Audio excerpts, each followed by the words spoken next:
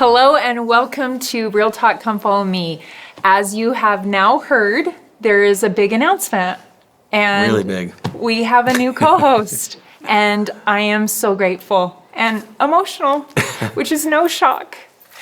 Well, I told you if you ever got emotional, I'd pick it up and let you get your breath. So it's just a pleasure to be here. I'm excited to be part of the project. Yes, this is my new partner in crime, John. And we wanted to have a conversation and help this family at Real Talk get to know you. But before we kind of jump into that, I am just in awe of how the Lord's hand has been a part of all of this. I've known for quite a few months. It's kind of one of those things that you're keeping to yourself, that Scott was not going to be with us for season 3.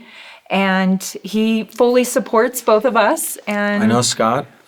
Scott and I worked together in seminary, and yeah, he's an awesome individual. Right. Amazing teacher. Yep. And so Scott will be missed for sure on this show. And I think with any change, right, there's anticipation, there's anxiety. Right. But just in the last few weeks, I feel like the Lord, the minute we sat down in the studio the very first time, I was like, I was so overcome with emotion because I felt the joy of, see, it's going to be okay. And our viewers know how much Scott and I worked on this show and loved each other. And so to feel that within moments of our conversation, I told you later, I wanted to keep talking, which is like not a really big shock for our viewers, but I really wanted to keep talking to you the whole weekend afterwards. Like I wanted to keep talking scripture, and I loved your sense of humor. And so today you're in the hot seat. Okay. Starting next week, we'll be co-hosting, but right now I'm interviewing you. Are you okay with that? Wonderful. Okay. Bring it on. I'm not scared. John Enoch Fossum. We have to say the whole name because that's a fabulous name. Not sure we need to. We don't? That's okay. If you want to, that's fine. I like my name. Okay, it's a good name. It's not Gaynell Lynn, but But Gaynell is, go ahead, tell them about your name. Garden of God, right? But also the Hebrew version of? John. John. So it's the John and John show. It's the John and John show, if you can't say my name. Isn't it that show where there's 2 Johns? Yes, exactly. So thank you for being willing to kind of open up your family, your life, and your heart for our viewers to get to know you. Can you give us a quick little bio of John? Like if we were going to do a commercial of your family, your professional life, what would you share? Man, how far back? Do you want to go back to the Let's go back to the cradle. Whatever you want to do. I was born in Columbia, Okay. Missouri. Columbia, Missouri. Not Ohio. Not quite that extravagant or, cool, exotic. Born in Missouri, my dad was going through a PhD program for classical languages. Oh. Yeah. And still kind of loves dabbling in that today. Taught Latin even at UVU for a while. Oh. But anyway, we don't want to go back that far though, right? Well, whatever the Spirit is directing How for you to share. about, since we have a limited amount of time, we fast forward from the cradle to now. To now. Yeah. So I'm married to Sarah Packer. How long have you been married? We've been married for 23 years. She's in studio with us today, so I'm kind of He's nervous because if he says it wrong, Sarah's off camera and I think it's 23 might years. cough 23 years. And we have 5 kids. Our oldest, Enoch, is married to our wonderful daughter-in-law, Annie, best daughter-in-law in the world. And our next son, Isaac, is on a mission in Italy. Then we have a pair of twin boys, Jacob and Benjamin. All these Bible names, I know. Jacob is in the MTC currently, going to Moscow, Russia mission. And Ben is graduating high school soon and will go on a mission when Isaac gets home from Italy. And then our last child is Rachel. She's 13. She's special needs, and she is the light of our life. She's amazing. Yeah. All of your kids, from the few that I've met, I haven't met missionary or married, I think. Yeah. The last 3 I've had the chance to meet, and Rachel is fabulous. Yeah, we say her special need is that she has an excess of joy, excess of happiness. She's just always happy and she's nonverbal. She's nonverbal, yeah. No real solid diagnosis in terms of her special needs, but she's nonverbal and just developmentally delayed, intellectually, but it's just pure sunshine. So I call her my medicine because she just has a soothing sort of calming effect in my life in general. So We were prepping the other night, and she came on camera, and I was like, she's magic sauce, she's right? sweet. She's sweet. And I love that you bring that perspective to this conversation, because I know a lot of our viewers are having that similar experience. I know a lot of people have experiences with special needs kids, and for the most part, I think their experiences are probably more challenging than ours. In terms of special needs kids, I know they're all challenging, but Rachel to me just seems more, like I said, just like a ray of sunshine everywhere, and I know that other people have more very, very real, burdens to bear around that kind of stuff in terms of day-to-day maintenance and upkeep with their But wouldn't you children. also say, I mean, just not to put words in your mouth, but I think also you're 13 years into that process and that stewardship, right? And it's different when all of a sudden maybe our viewers are just getting a diagnosis and you're grappling with like, what does this look like? You develop the strength to bear it. That's just sort of a true principle. We never know what we are capable of bearing until we go through it. So many times we think there's no way if I experience that I'd be able to endure it. Well, the fact is, I think that if you were called to go through it, to go through that particular stewardship, right, you would be strengthened to do it. And So your family, what do you do professionally? I'm a seminary teacher, but I do other things on the side. Most seminary teachers have a side hustle, right? And so I teach college writing, composition courses for the various universities over the years, and I also teach online religion classes for. On the college level online.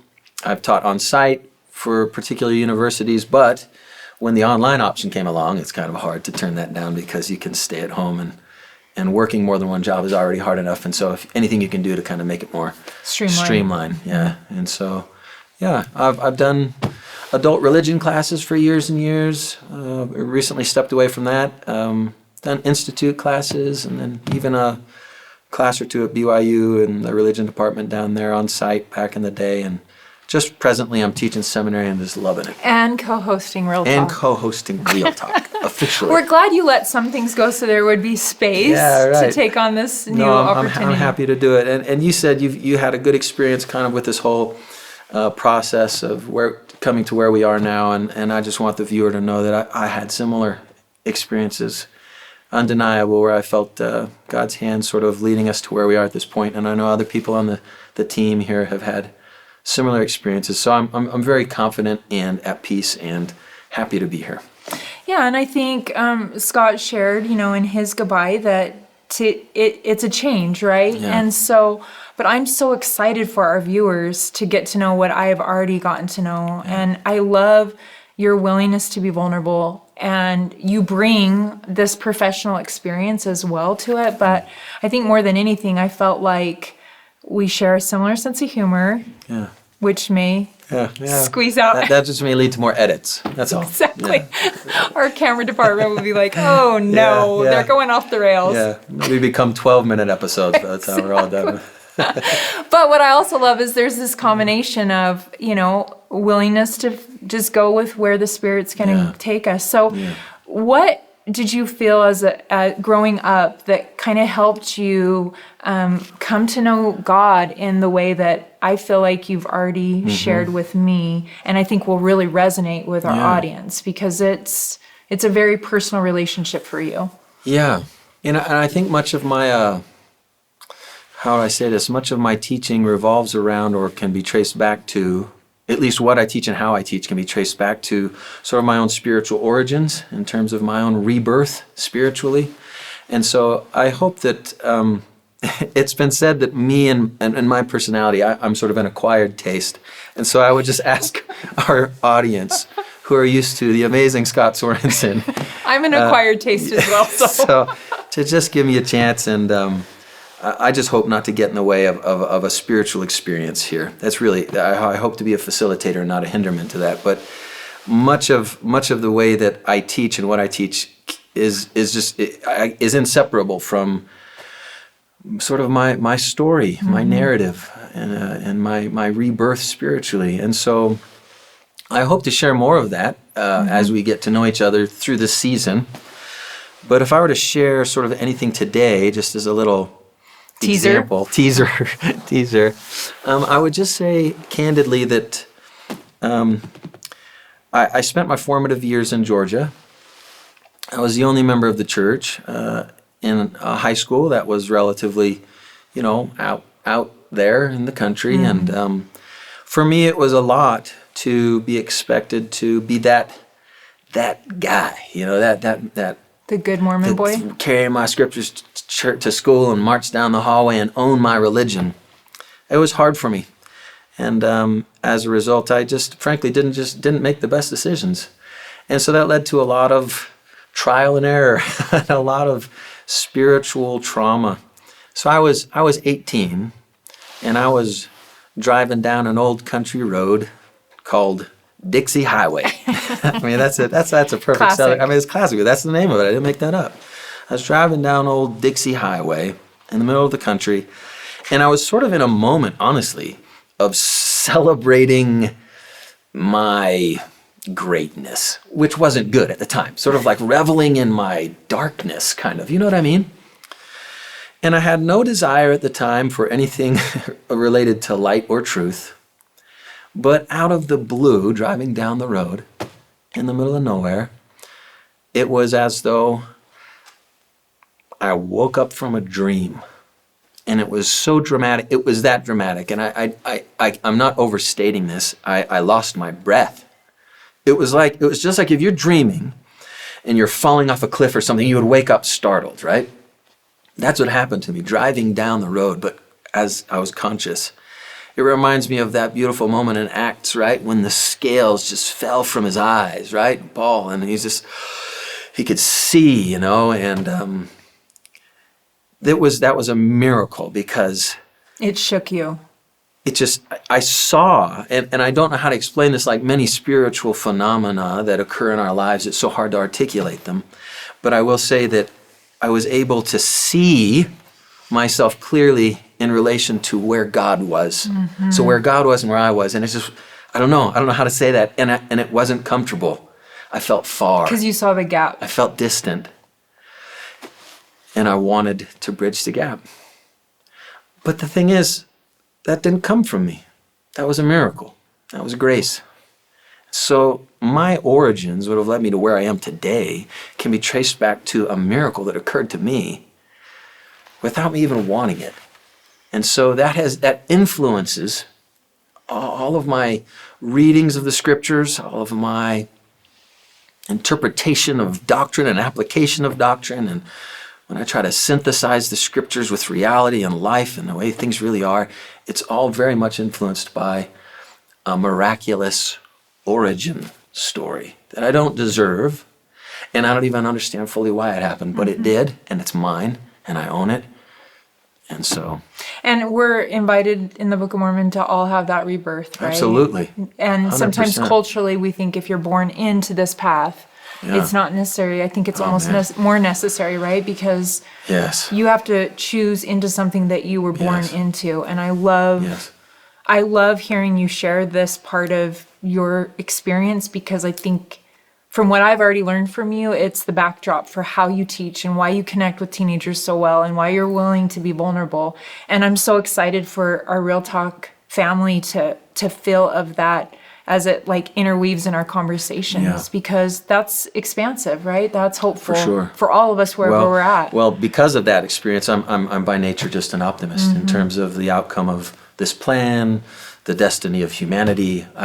If God can do that for me as a knuckleheaded 18-year-old idiot, then my goodness. On Dixie Highway. On old Dixie Highway, I have so much hope for every soul on planet Earth. I appreciate you so much sharing that. I'm going to ask you this, and we asked you this question when the search was underway to find a new co-host. Okay. And I loved your answer, but maybe you're not going to give the same answer. I don't know. Why would you, with obviously a very busy life and a busy family life and enough opportunities to fill your day, why would you want to take on this stewardship? Well, And spend way too many hours prepping with me yeah, already. no, that's a great question. It really is, because why? Yeah. I told you a while ago, and I'll share again, something that's been on my mind for a long time in recent years, and that is what most of us will be familiar with, this allegory in Jacob 5, the allegory of the olive tree. And years ago, as I was studying this, the Spirit gave me, it was a very Spirit-directed sort of re-application, and I've never read it the same since. I just began to see the tree as the church, and that may not be too novel or surprising to anybody, but more specifically the church on the earth over time. Mm-hmm. And as we know, the condition of that tree, the church, goes in and out of clarity, in and out of natural fruit, right? And the Lord of the vineyard is it's a struggle the whole time, right? He's trying to regain the natural fruit of this tree. He's digging, he's fertilizing, he's pruning, he's grafting. I was reading again today. He's dunging. I said fertilizing. See? Yeah, I know what words to avoid. So anyway. And I know the words to say that are awkward. Digging, this dunging, is how it's always watering, pruning, grafting. It's going to make it look better than I'm saying it. In 2003, Elder Holland gave a talk called The Grandeur of God. And he references this moment, he says, along with Moses 7, which we'll talk about in a future episode. Yeah. He references Moses 7 with Enoch watching God weep over the condition of his children, with the God of the vineyard in Jacob 5, who is doing all these things all day long. Extending arms. Yes, who finally throws down his spade and his gardening tools and goes, what more could I have done for my vineyard? Yeah. And he's in and out throughout the parable or allegory. He's in and out of like, should I just give up or not? Man, I can resonate with that. Mm-hmm. There are certain things in our cultural beliefs and practices that through the years, frankly, have frustrated me, right? I want more clarity. I want more natural fruit, And there have been times where I'm just like, oh, this is just too hard. Mm-hmm. This is too hard. Wrestling with the paradoxes. Yes, it's just so hard. And there's been times where I just want to give up. Mm-hmm. But the two things that have come to me through Jacob 5, two distinct promptings and impressions. One, how dirty are you willing to get in the pruning, in the grafting, in the care, taking care of my vineyard? Are you willing to get down in the dirt with me? Man, that meant so much to me when I received that impression, and my heart just opened. And I just thought, I'll get as dirty as you need me to get. I'll do whatever you need me to do in this process. Because life has been feeling pretty. Yes, it's just kind of getting, yeah. And then the final one was, don't give up on this tree. Don't give up on the tree. So I'm not going to give up on the tree. My wife and I talk about this a lot. We're just not going to give up. We're going to keep doing our best to play our part as servants in the vineyard, to work side by side with the Lord, to continue in this process of the ongoing restoration that will no doubt entail more grafting, more pruning, more fertilizing, and some hard work. But I'm willing to do that hard work. And that's what has put me in the seat today. And I love that why, because it's my why, and there wouldn't have been the very first book that I published without that exact allegory. So when you shared that as your revelation or your prompt or your push forward, it just resonated so much, that willingness. And this show is, our viewers that have been with us the last few years know, it is a labor of love, and it's a lot of grafting and pruning and fertilizing and wrestling. And I know that you will be an amazing partner in holding space for the conversations that other families are wrestling with, where other individuals are sitting there thinking, like you just said, to quote you back to you, it's just too hard. I'm tired. It's not working for me. To give people an opportunity to have a why to stay. To stay. Yeah. And we want that, right? I want them to feel heard. Yes. But also for us to model why we're still here. Yes. Like I hear all that. I hear all those struggles. I feel them. You're the uncle that everyone comes and tells at the family gatherings, right? I feel like I am a lot of times, right? Yeah. But that's okay. Yeah. Okay, I'm going to end with a softball. Go. If you were to choose a song to be the theme of your life.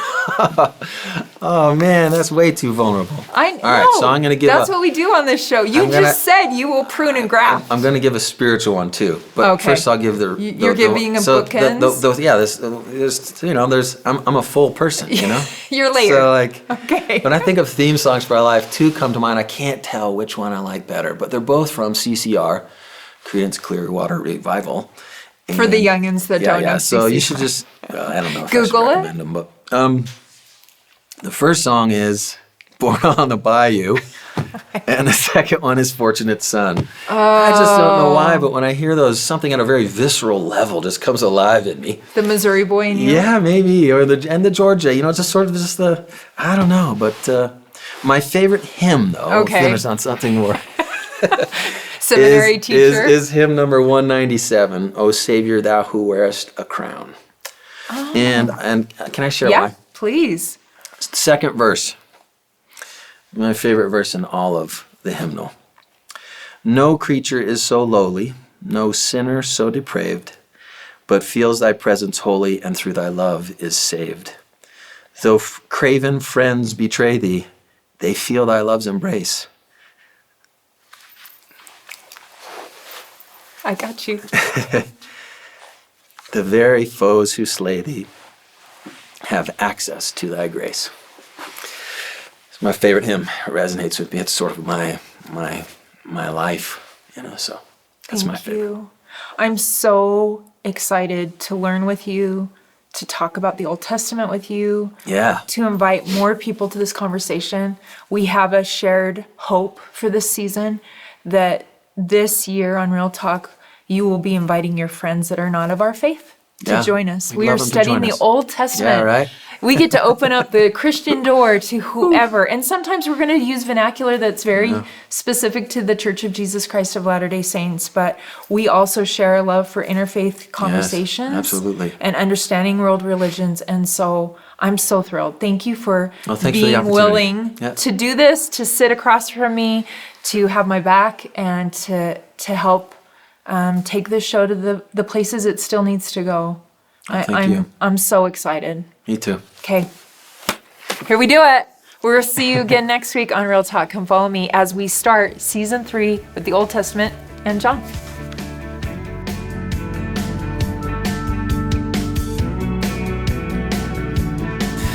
Do you like Real Talk? Come follow me. Then like and subscribe.